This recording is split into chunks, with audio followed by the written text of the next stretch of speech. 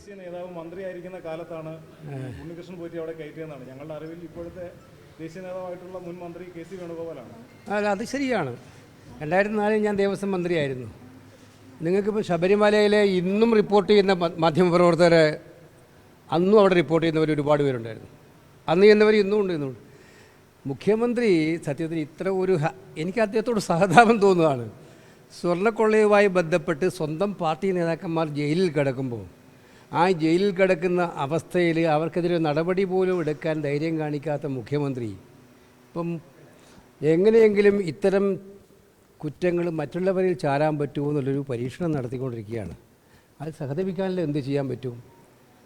അദ്ദേഹത്തിൻ്റെ ഈ ഒരു സത്യത്തിൽ സ്ഥലകാല ബോധം നഷ്ടപ്പെട്ടിരിക്കുന്നു എന്ന് തന്നെ പറയേണ്ടി വരും. 22 കൊല്ലം മുമ്പ് 2004 ഞാൻ ദേവസ്വം മന്ത്രിയായിരുന്നത് കൊണ്ടാണ് ഇദ്ദേഹത്തിന് കയറാൻ പറ്റിയതെന്ന് പറയുന്നത്. അദ്ദേഹത്തിന് SIT അദ്ദേഹത്തിൻ്റെ മുന്നിലുണ്ടല്ലോ, അന്വേഷിക്കട്ടെ, പറയട്ടെ ആരാ കേട്ട്. പിന്നെ എൻ്റെ കൂടെയുള്ള ഒരു പടം ഒരുപാട് പരീക്ഷ നോക്കിയിട്ടുണ്ടാവുമല്ലോ, എന്നെയും കൂടെ കിട്ടുമെന്ന് എവിടെയെങ്കിലും പടത്തിൽ. ഇതുവരെ കിട്ടിയിട്ടില്ലല്ലോ. പിന്നെ ഈ വെറുതെ ആരെങ്കിലും ചെളിവാരി എറിഞ്ഞാൽ സ്വന്തം ദേഹത്ത് പുരണ്ട ചെളി ഇല്ലാതാകുമെന്ന് മുഖ്യമന്ത്രി ധരിക്കുന്നുണ്ടെങ്കിൽ മുഖ്യമന്ത്രിയോട് സഹതപിക്കാനേ മാർഗമുള്ളൂ. ഏതോ ഒരു സംശയവും വേണ്ട. യഥാർത്ഥ പ്രതികളെ രക്ഷപ്പെടുത്താൻ അങ്ങ് നടത്തിക്കൊണ്ടിരിക്കുന്ന പരിശ്രമങ്ങളിൽ, മുഖ്യമന്ത്രിയോടാണ് ഞാനീ പറയുന്നത്, പരിശ്രമങ്ങളിൽ സ്വന്തം സ്ഥിതി വഷളാവുന്നതാണ് ഓരോ ദിവസവും കേരളീയർ മനസ്സിലാക്കുന്നത്. ഇത് അങ്ങക്ക് മനസ്സിലാവുന്നില്ലെങ്കിൽ മുഖ്യമന്ത്രിയോടാണ് വീണ്ടും ഞാൻ പറയുന്നത്. ആ കഷ്ടം എന്നല്ലാതെ എന്തു പറയാനാണ്? അത് ചോദ്യം ചെയ്തോട്ടെ. ഞങ്ങൾ അതുമൂലം പറഞ്ഞിട്ടുണ്ടല്ലോ, SIT എന്ന് പറയുന്നത് കേരള പോലീസല്ലേ, ഹൈക്കോടതിയുടെ നിരീക്ഷണമെങ്കിലും. അപ്പോൾ അവർക്ക് ഇഷ്ടമുള്ള സമയത്ത് ഇഷ്ടമുള്ള ആളെ ചോദ്യം ചെയ്തുകൊണ്ടിരിക്കട്ടെ. അതെന്താ, നിയമത്തിൻ്റെ വഴിക്ക് പോകണമെന്ന് നിങ്ങൾ ആദ്യം മുതലേ പറയുന്നുണ്ടല്ലോ. ഇതിനകത്ത് ശബരിമലയിലെ സ്വർണം കട്ടതാണെന്ന് കേരളത്തിലെ ജനങ്ങൾക്ക് ഇപ്പം എല്ലാവർക്കും അറിയാം. അവരെ സംരക്ഷിക്കുന്നത് ആരാണെന്നും അറിയാം. ഇത് പുറത്ത് വന്നപ്പോൾ ഈ ജാള്യത മാറ്റാൻ വേണ്ടിയിട്ടുള്ള ഓരോ കളി ഇങ്ങനെ അങ്ങോട്ടും ഇങ്ങോട്ടും കളിച്ചുകൊണ്ടിരുന്നാൽ അവസാനം അവർ ഏറ്റവും വലിയ കെണിയിലാ പോയി വീഴാൻ പോകുന്നുള്ളതും വരും ദിവസങ്ങളിൽ വ്യക്തമാകും.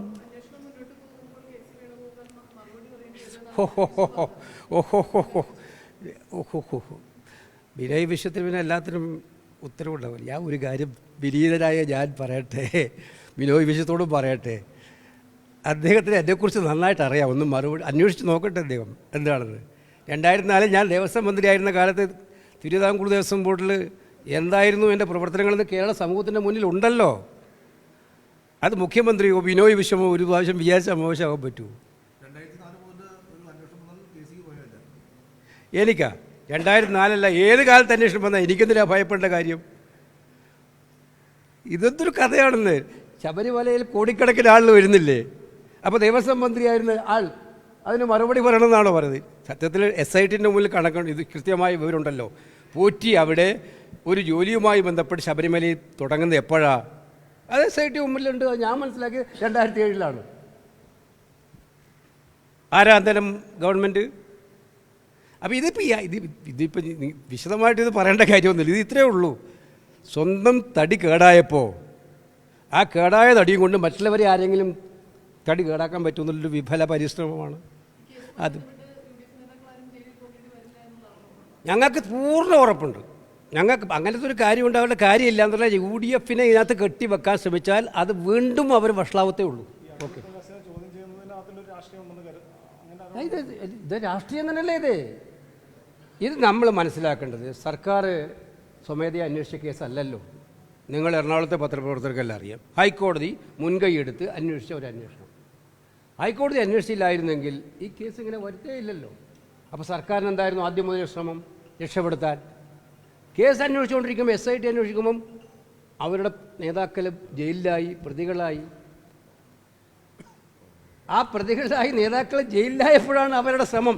എന്നാൽ ഇതിനകത്ത് ആരെങ്കിലും വേറെ കൂട്ടിക്കെട്ടാൻ നോക്കാൻ പറ്റുമോ എന്നുള്ള ശ്രമം.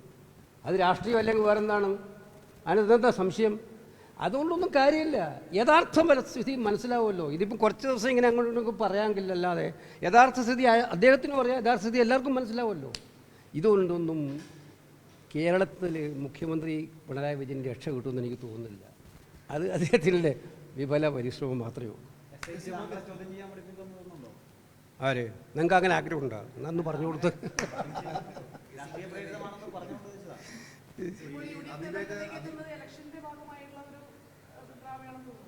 ഏത്? അല്ല, തീർച്ചയായിട്ടും ഇതിനകത്ത് എന്താ സംശയം? അല്ല, ഇനിയിപ്പോൾ ഞങ്ങൾ പറഞ്ഞല്ലോ, ഞങ്ങളിപ്പോൾ വിളിച്ചപ്പോൾ പോയില്ലേ അദ്ദേഹം? വിളിച്ച ഉടനെ അദ്ദേഹം പോയി. അന്വേഷിക്കട്ടെ. ഈ പ്രതിപക്ഷ നേതാവിന്റെ ജാഥ തുടങ്ങുന്ന ദിവസമാണ് മുഖ്യമന്ത്രി പെട്ടെന്ന് വേണുഗോപാലിനെ അറ്റാക്ക് ചെയ്യുന്നത്. അപ്പോൾ കോൺഗ്രസിലൊരു ഭിന്നത കൂടി അദ്ദേഹത്തിന്റെ ലക്ഷ്യമാണെന്ന് കരുതുന്നുണ്ടോ? എനിക്ക് അദ്ദേഹത്തിന് അറ്റാക്കിന് ഒരു ഭയവുമില്ല. അദ്ദേഹം ഇതിനിടെ അറ്റാക്ക് ചെയ്തു.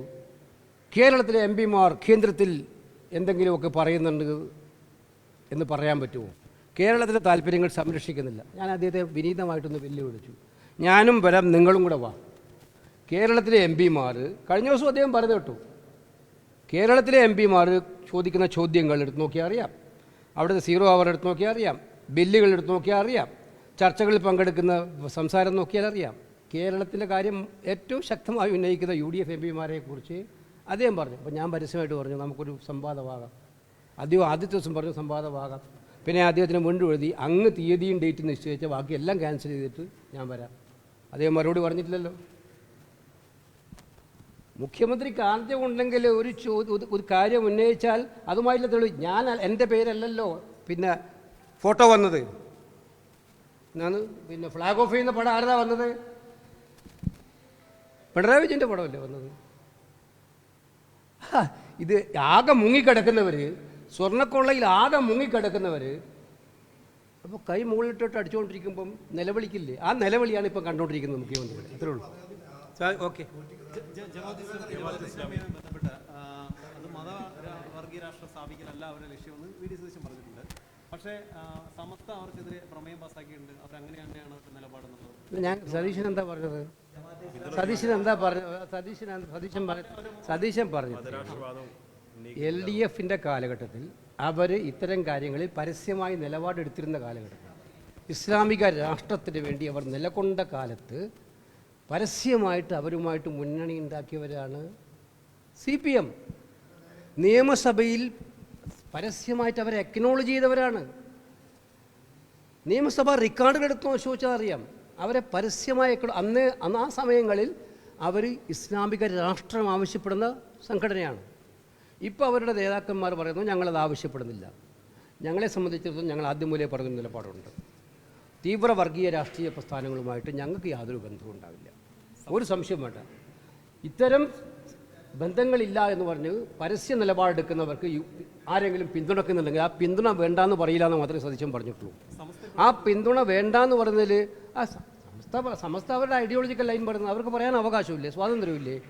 അല്ല, സമസ്ത കേരളത്തിലെ പ്രധാനപ്പെട്ട ഒരു സാമൂഹ്യ സംഘടനയല്ലേ? അവർ ഐഡിയോളജി പറയട്ടെ.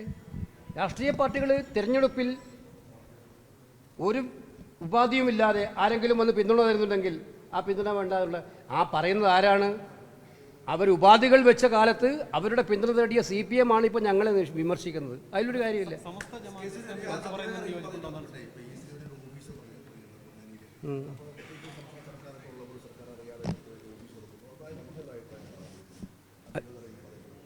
അതിവേഗറിയിൽപ്പാതിയായിട്ട് അത് സത്യത്തിൽ ശ്രീധരൻ്റെ ഒരു പ്രോജക്റ്റ് വന്നു. അദ്ദേഹം മന്ത്രിയെ കാണാൻ പോയി. മന്ത്രി എത്തിയോട് സംസാരിച്ചു. കേരളം പ്രതീക്ഷിച്ചിരുന്നു. ശ്രീധരനെ പോലുള്ള ഒരാൾ ഈ രംഗത്ത് വളരെ എക്സ്പെർട്ടൈസ് ചെയ്ത ഒരു പ്രഗത്ഭനായ വ്യക്തിത്വമാണ്. അതുകൊണ്ട് അദ്ദേഹത്തിൻ്റെ സേവനങ്ങൾ രാജ്യം ഉപയോഗിക്കുന്നതിനെയാണ് നമ്മളെല്ലാം പ്രതീക്ഷിച്ചത്. പക്ഷേ കേന്ദ്ര ബഡ്ജറ്റ് വന്നപ്പോൾ നമ്മളെ പൂർണ്ണമായിട്ട് അവഗണിക്കുകയായിരുന്നു. ആമ ഗവേഷണ കേന്ദ്രമാണല്ലോ നമുക്കാകെ തന്നത്, ഇതൊന്നും ഇല്ലാതെ. അപ്പോൾ അത് നമ്മളിൽ നിരാശ ഉണ്ടാക്കിയിട്ടുണ്ട്. ശ്രീധരൻ അദ്ദേഹം അതുമായിട്ട് മുന്നോട്ട് പോവുകയാണ്. എനിക്ക് കേന്ദ്ര സർക്കാരിനോട് പറയാനുള്ളത് അദ്ദേഹത്തെ വിളിച്ചിരുത്തി സംസാരിച്ച് അദ്ദേഹത്തിൻ്റെ പ്രവർത്തനങ്ങൾക്ക് പിന്തുണ നൽകി ഈ 5 എണ്ണം ഇപ്പോൾ പ്രഖ്യാപിച്ചതിൻ്റെ കൂടെ കേരളവും കൂടെ പ്രഖ്യാപിക്കാൻ അവർ തയ്യാറാവുകയാണ് വേണ്ടത്. അതാണ് അവർ ചെയ്യേണ്ടത്. കൂടുതൽ വാർത്തകൾക്ക് News 18 Keralam YouTube channel subscribe ചെയ്യുക.